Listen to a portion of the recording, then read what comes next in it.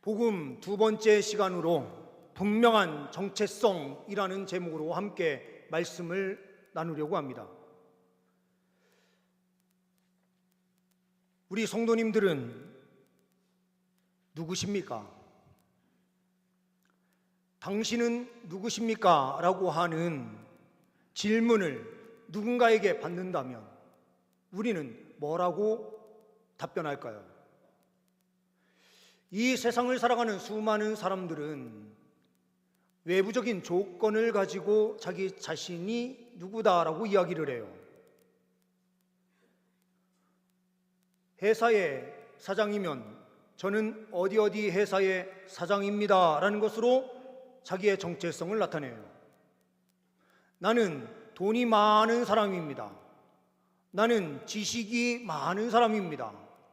나는 어느 위치에 있는 사람입니다 라고 하면서 외부적인 조건으로 자기 자신을, 자기의 정체성을 확립해요. 그러다 보니 많은 사람들이 은퇴 이후에 그 전에는 늘 명함으로 나는 누구다라는 것을 드러냈었던 분들이 은퇴 후에 명함으로 뭔가 자기 자신을 드러낼 수 없는 자리에 설 때에 가장 큰 낙심을 경험한다라고 말을 해요. 자기의 정체성이 그 자리에 있었기 때문에 그런 거죠. 그런데 우리의 믿음의 사람들은 어떤 정체성을 가지고 살아가야 되는가? 우리는 오늘 말씀을 통하여 볼 수 있습니다. 예수 안에서 발견해야 할 세 가지 분명한 정체성을 확인하고 우리가 삶에서 승리하며 달려갈 수 있는 귀한 역사가 펼쳐질 수 있기를 소망합니다. 첫 번째로 우리의 분명한 정체성은 무엇인가? 나는 절대 은혜로 구원받은 존재입니다 라는 사실을 말씀을 통하여 볼 수 있습니다. 8절, 9절 말씀을 보게 되면 말씀이 이렇게 기록되고 있습니다. 너희는 그 은혜에 의하여 믿음으로 말미암아 구원을 받았으니 이것은 너희에게서 난 것이 아니요 하나님의 선물이라. 행위에서 난 것이 아니니 이는 누구든지 자랑하지 못하게 함이라. 8절 말씀을 다시 한번 보실까요? 너희는 어떻게 되어 있습니까? 그 은혜에 의하여 믿음으로 말미암아 구원을 받았으니라고 말씀이 기록됩니다. 그러면 준비된 PPT 사진 한 장 보겠습니다. 이거는 재미나이를 통해서 제가 뿌리가 보이는 나무 좀 만들어줘 해서 나온 사진이에요. 이 그림을 한번 잘 보십시오. 뿌리가 중요합니까? 아니면 줄기, 가지, 잎이 중요한 것입니까? 뿌리요. 왜 뿌리가 중요해요? 물론 다 중요하죠. 그 더 중요한 것을 우리가 본다면요, 뿌리죠. 왜요? 뿌리가 없으면 위에 것도 죽어요. 끝나요. 뿌리가 있어야만 건강한 나무로 자랄 수 있어요. 그럼 하나 질문을 드리려고 그래요. 뿌리가, 오늘 말씀에요, 은혜와 믿음이 있는데 뿌리가 믿음일까요? 은혜일까요? 뿌리가 은혜일까요? 믿음일까요? 반반으로 거의 갈라지실 것 같아요. 근데 오늘 한번 말씀을 한번 보십시오. 말씀에요, 은혜에 의하여 믿음으로 말미암아 이렇게 되어 있어요.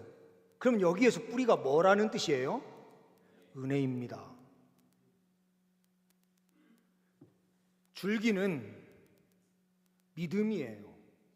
은혜를 통해서 우리는 믿음을 받았고 그 믿음을 세워나가는 과정이 필요한 거예요. 그런데 우리 한국 사람들은요, 한국 기독교인들 대부분은 항상 내가 믿음을 증명해야 된다라고 하는 이 압박 속에 살아요. 그런데 진짜 중요한 것은 뭐냐? 은혜예요.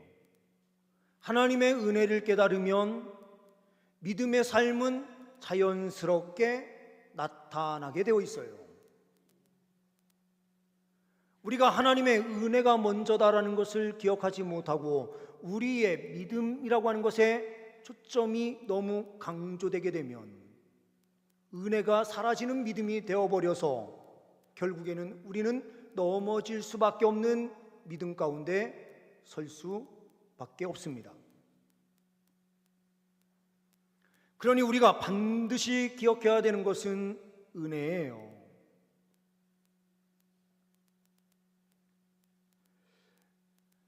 우리는 절대 은혜로 구원받은 존재다. 우리의 행함이 아니에요. 우리의 조건이 아니에요. 주님께서 은혜를 주셔서요, 우리가 그 믿음으로 구원받은 존재로 여기 서 있는 거예요. 1887년에 그 당시 20살이었던 한 여인이요, 19살에 결혼을 하는데요, 서울 한양에 살고 있었던 한 사람이 충남 쪽에 내려와서 만나게 돼서 집안 사람들끼리 결혼을 하게 시켜서 결혼을 해요. 이 여인은 가난한 선비 집안에서 살던 여인이에요.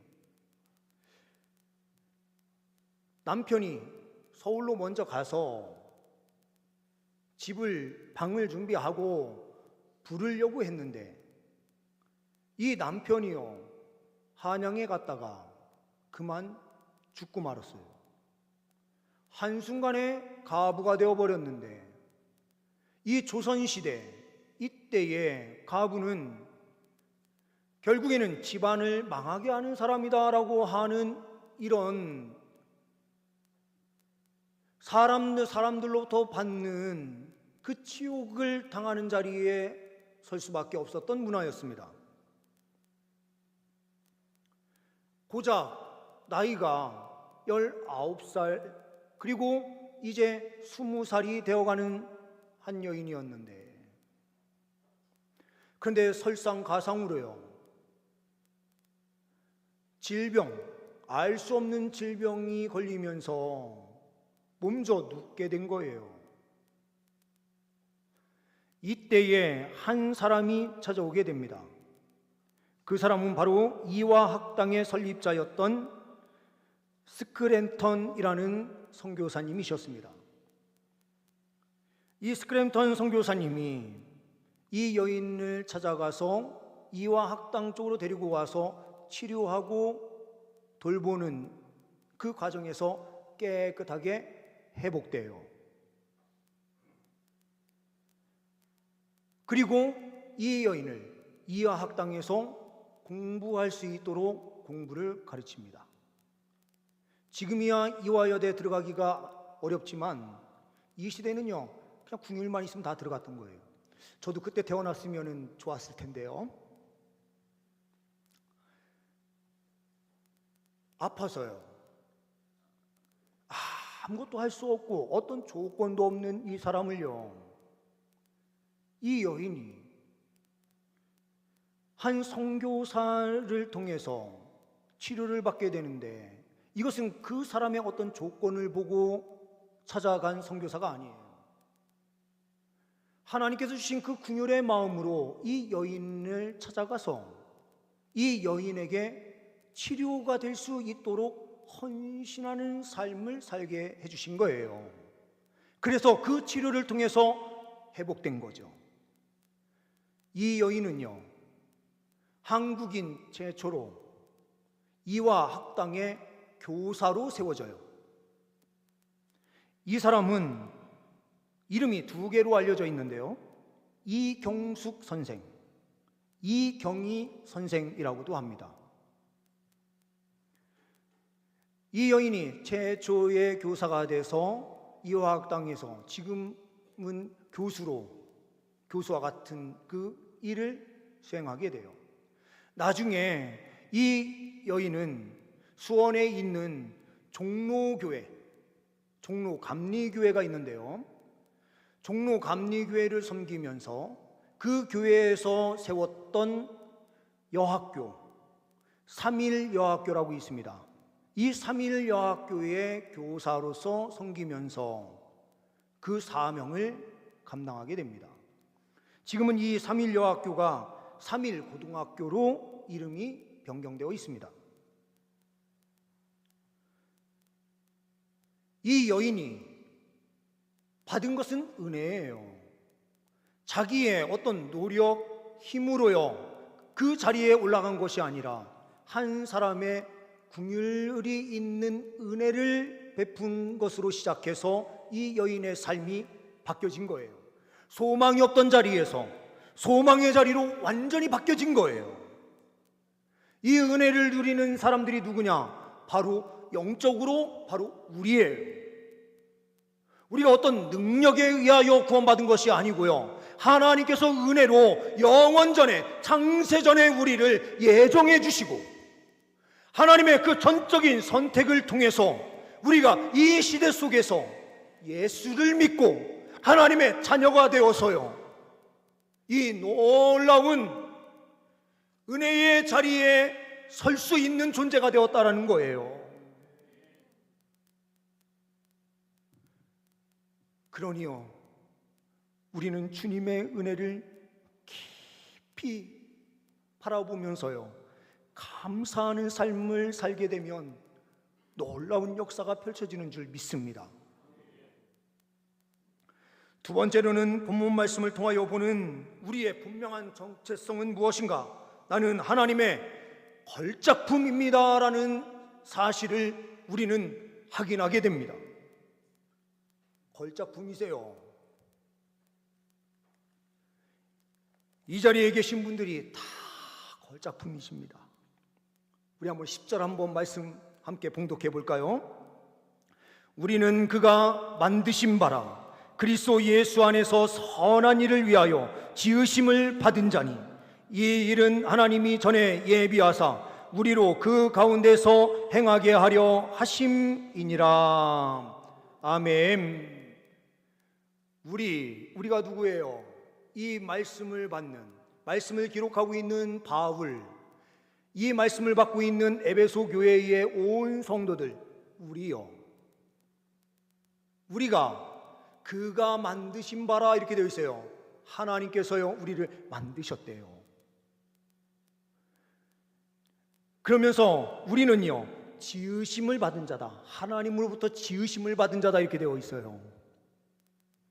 우리 성도님들 오해하시면 안 돼요. 우리 하나님께서요 첫째 날부터 여섯째 날까지 창조 사역을 하십니다. 창조하신 후에 7일차에 안식하시면서 쉬셨다라고 하시는데, 이 쉬신 것은요 창조 사역 자체를 완전히 쉬셨다라는 의미가 아니고요, 이 쉬심은 어떤 거였습니까? 창조를 마치시고 이 피조물로부터 영광을 받으신 것이 쉼이다 이렇게 표현하고 있는 것이죠. 우리는 주일에 예배함으로 하나님 안에서 쉼을 누리고요, 우리는 하나님께 예배를 드릴 때에 주님께서는 영광을 받으심으로 쉬시는 날이 오늘 주일이에요. 근데 이 날에요 주님께서 그럼 창조의 이 세상을 그냥 놓으셨는가? 아니에요. 이 세상을 주님께서 그냥 놓으시면 이 세상은 종말이에요. 근데 주님께서 이 세상을 찌고 계시고 창조의 사역을 완전하게 끝내신 것이 아니라 계속해서 창조의 사역을 이루어 가시고 계시는 거예요. 어떻게 해요? 자녀의 잉태 과정, 탄생의 과정. 그리고요 우리요 믿지 않는 사람들이 예수를 믿음으로요 새로운 피조물이 되는 창조의 사역이 매 순간순간 일어나고 있는 거예요. 그러니 우리의 탄생도요 하나님의 새 창조의 사역을 통해서 우리가 이 자리에 있는 거예요.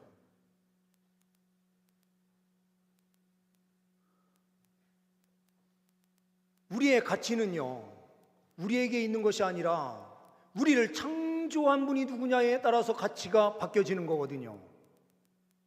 제가요, 그래서 바이올린을 한번 검색을 해봤어요. 바이올린을 검색했더니요, 가격이요, 아주 싼 거는 당근에서는 나눔을 공짜예요. 어떤 거는요, 10,000원, 20,000원이면 살 수 있는 그런 바이올린도 많아요.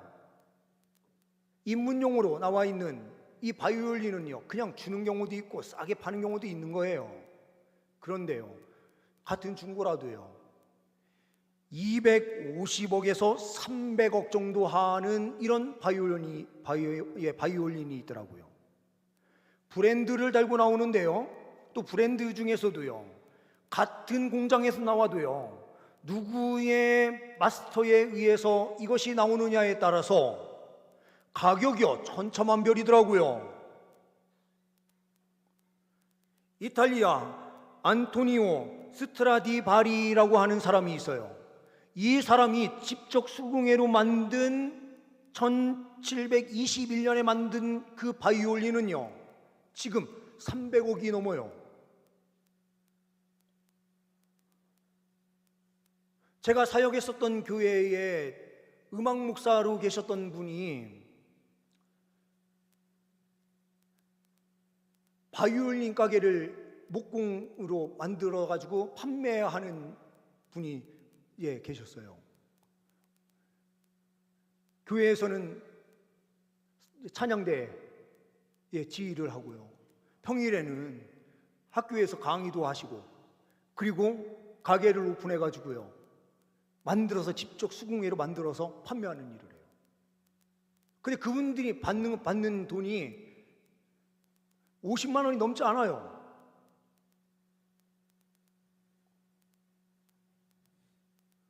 누가 만드느냐에 따라서 그 악기의 가치가 달라지거든요. 그런데 우리는요, 누가 창조하셨대요? 아유, 천지 만물을 창조하시는 하나님께서 창조하셨대요. 그러니 우리의 가치가 작은 가치가 아니에요. 어마어마한 가치를 가진 존재로 우리가 서 있는 거예요. 하나님의 걸작으로 세워져 있는 거예요. 어떤 사람들은요, 나는 세상 사람들과 비교했을 때 얼굴이 안 이쁘게 생겼는데요, 조선시대의 이쁨, 지금 시대의 이쁨이 기준이 같을까요? 달라요. 그 이쁨이라는 건요, 사람들이요 시대적으로 만들어낸 이쁨일 뿐이지, 그것은요 사람들의 욕망에 의하여 만들어진 하나의 결과물일 뿐인 거예요. 그런데 하나님께서 보시는 그 관점에서 보게 되면은요, 한 사람 한 사람이 걸작이다, 이렇게 말씀하시는 거죠. 특별히요, 우리가 죄 가운데 쓰러지고 넘어지는 그 자리에서요, 절대로 낙심하지 마세요. 우리는 하나님께서 창조한 걸작이에요. 특별히요, 우주 만물을 창조하신 하나님이신 예수 그리스도께서요, 십자가에 못 박혀 돌아가셔서 우리를 구원해 주셨으니, 우리를 살리신 그 은혜의 값은요, 그 어떠한 것으로도 말할 수 없어요. 하나님의 가장 큰 가치, 그것을 우리에게 부어 넣어 주신 거예요. 그러니요, 우리는 하나님의 그 은혜를 기억하면서 나는 걸작이다, 그러니 내가 낙심하고 쓰러질 이유 전혀 없다, 예수 그리스도만 믿으면 우리는 늘 승리한다라고 하는 분명한 이 정체성을 가지고 승리하며 나아가시는 주의 백성들 되시기를 소망합니다. 세 번째로는 나는 선한 일의 소명자입니다 라고 하는 정체성을 말씀을 통하여 보게 됩니다. 우리 10절 말씀 다시 한번 함께 봉독해 보겠습니다. 우리는 그가 만드신 바라 그리스도 예수 안에서 선한 일을 위하여 지으심을 받은 자니, 이 일은 하나님이 전에 예비하사 우리로 그 가운데서 행하게 하려 하심이니라. 아멘. 선한 일을 위해서요, 이 일이 어떤 일이에요? 예수 안에서요? 선한 일이죠. 이 일은 하나님이 전에 예비하사 우리로요 그 가운데서 행하게 하려 하심이니라 이렇게 말씀해요. 그럼 이 선한 일이라는 게 뭘까요? 같은 말씀을 말씀하고 있는 디도서 2장 14절 말씀을 우리 함께 더 보겠습니다. 디도서 2장 14절 말씀을 보게 되면은요, 그가 우리를 대신하여 자신을 주심은 이 불법에서 우리를 속량하시고 우리를 깨끗하게 하사 선한 일을 열심히 하는 자기 백성이 되게 하려 하심이라.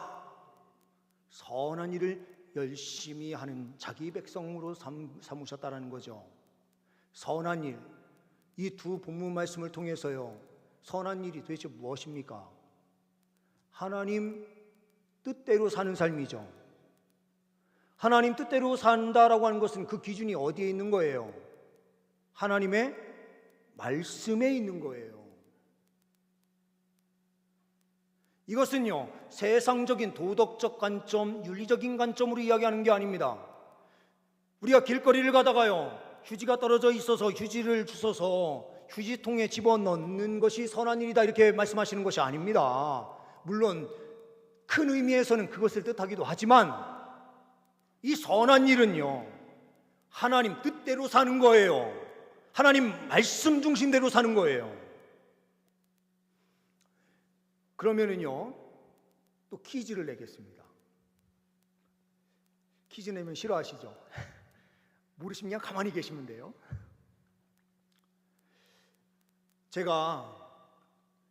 우리가 1월 첫째 주에 시작하면서요, 간편조리식으로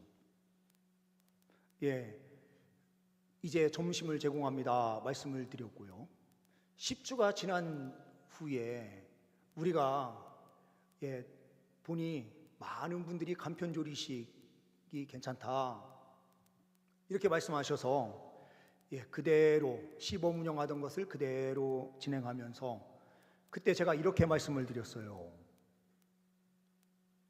밥은 제공하지 않습니다.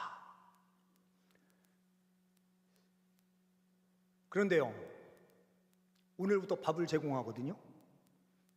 국물에 넣어서 밥을 말아 드실 수 있게 하는 게 어떨까?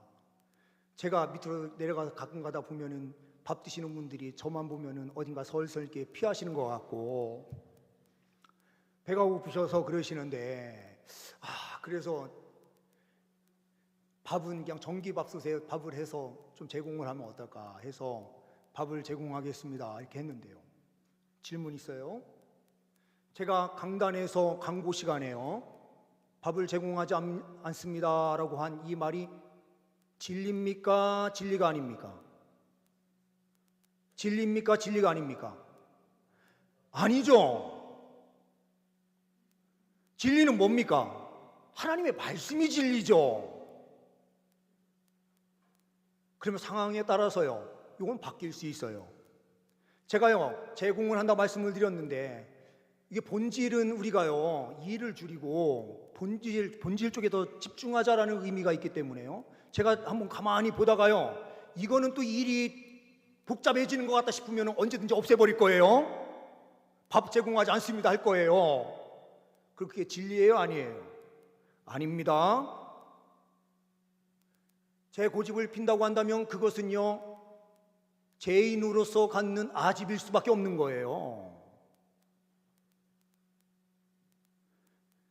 그러면은요, 말씀에서요, 우리가요, 이 말씀 선포 시간에요, 제 설교가 성경 말씀에 100% 맞는 것입니까? 틀린 것입니까?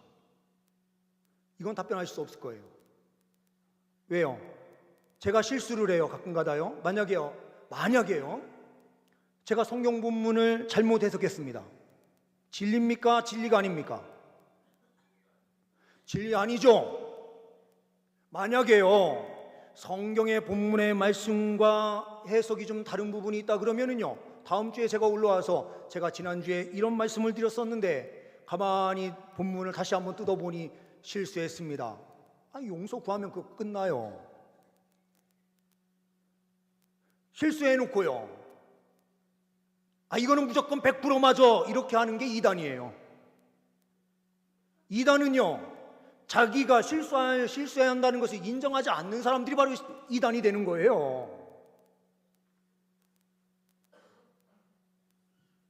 하나님의 말씀을 우리가 연구하면서 볼 때에 사람에게는 연약성이 존재하고 진리는 변함이 없다는 것을 확신해야 돼요. 실수를 하더라도 큰 틀에서 하나님의 뜻은 이런 것이었으니 더 하나님 말씀대로 살자, 이렇게 결단하시는 분들이 선한 일을 행하시는 분들이에요.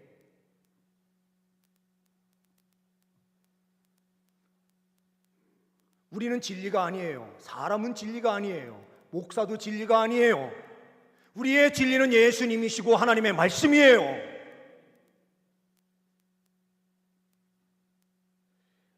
제이콥이라고 하는 사람이 있었습니다. 제이콥 하니까 야곱이라는 의미를 가지고 있겠죠. 유대인인데 유럽에 살던 유대인이었어요. 이 사람이, 이 가정이요, 성경 구약의 말씀 율법대로 그대로 사는 집안도 아닙니다. 그러다 보니 이 사람이요, 불가지론자가 됐어요. 불가지론자는 어떤 사람입니까? 하나님이 없다 하는 사람은 무신론자죠. 우리처럼 하나님은 존재한다 확신하는 사람들은요, 유신론자죠. 이 중간 애매한 곳에 있는 사람들이 누구냐? 불가지론자들인데요, 하나님을 나한테 보여주면, 하나님을 내가 만나기만 하면 나는 하나님의 존재를 인정한다. 그런데 내가 아직 하나님의 존재를 확인하지 못했으니 나는 믿지 않는다, 이렇게 이야기하는 사람들이 불가지론자들이거든요. 하나님을 이해하지 못했다 해서요, 나는 하나님의 존재를 믿지 않는다, 이렇게 이야기하는 사람들이 불가지론자들이에요. 이 제이콥이라고 하는 사람도 불가지론자였거든요. 그런데요, 주변을 보니까요, 하나님의 말씀이 100% 맞다, 하나님이 존재하신다 하면서요, 근본주의자들이 그 말씀대로 살아야 돼, 이렇게 이야기하는 것을 보면서요, 그 사람들을 내가 비판해 보겠다, 진짜 성경대로 내가 한번 1년을 살아보겠다 하면서요, 성경에 나와 있는 약 700개의 항목을 만들어서요, 그대로 한번 내가 살아보겠다 한 거예요. 근데 그 말씀대로요, 자기가 진짜 살아봤는데 어느 순간인가부터요, 마음의 변화가 일어나면서요, 하나님의 말씀이 믿어지는 거예요.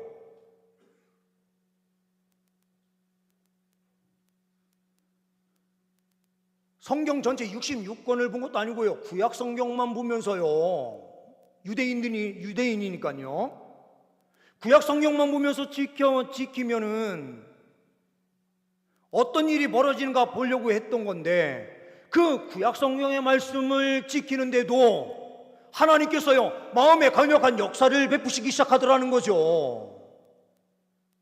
근데 이 신약시대를 살아가는 강력한 성령의 은혜가 있는 주의 백성들의 삶에는요, 하나님 말씀대로 살면 얼마나 더 큰 강력한 역사가 펼쳐질까요? 왜 이 땅이 변화되지 않고요, 교회가 능력 없는 교회로 세워지느냐? 하나님 말씀대로 사는 사람들이 없기 때문에 그런 거죠.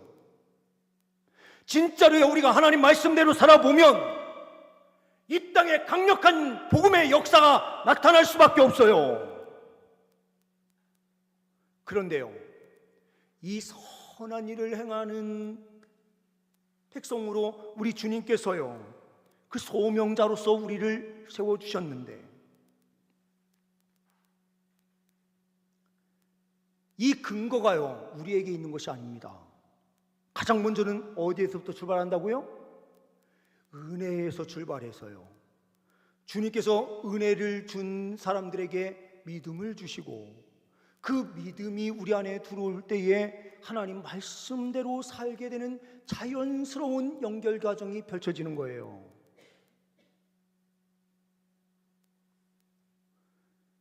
제가 앞에 사진을 하나 보여드렸었는데요, 나무, 제가 실수 하나를 했다, 하나 더 만들 걸 한 게 뭐냐면요, 그 나무에 좀 열매가 맺히는 그림을 하나 좀 집어넣을 걸 그랬어요. 뿌리가 있고 줄기가 있고 가지 잎이 있지만 거기에요, 뭐가 열려야 돼요? 열매가 맺어지는 거예요. 과실나무에는요, 자연스럽게 열매가 맺혀지는 거예요.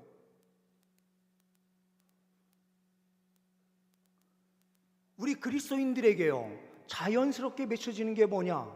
선한 열매가 맺혀지는 거예요.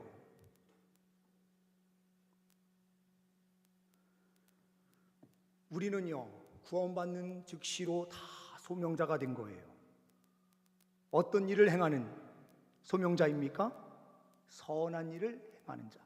선한 일이 뭐라고요? 하나님의 말씀대로 사는 삶이다. 우리의 분명한 정체성을 확실하게 하고 우리가 이 세상을 살아가야 우리는요, 승리할 수 있어요. 누군가가 당신은 누구입니까? 라고 한다면은요, 우리는 뭐라고 답변해야 하는가? 하나님의 은혜로, 걸작품으로 세워진 존재로요, 하나님의 자녀다. 그 하나님의 자녀다운 모습을요, 우리의 삶 속에서 선한 일을 통해 드러나게 하는 이 삶을 살아내는 분명한 정체성, 이것을 우리가 확신하면서 나아갈 때에 우리의 삶에는 아름다운 열매가 맺혀지게 되는 줄 믿습니다. 기도하십니다. 예수의 그 구속의 은혜로 구원받은 우리, 이 구원받은 자리가 하나님의 절대적인 은혜로, 또한 주님께서 주신 그 믿음으로 우리가 서 있는 자리인 줄 믿습니다. 주님의 뜻을 이루는 귀한 소명자로 늘 살아가게 하옵소서. 우리 주 예수 그리스도의 이름으로 기도하옵나이다. 아멘.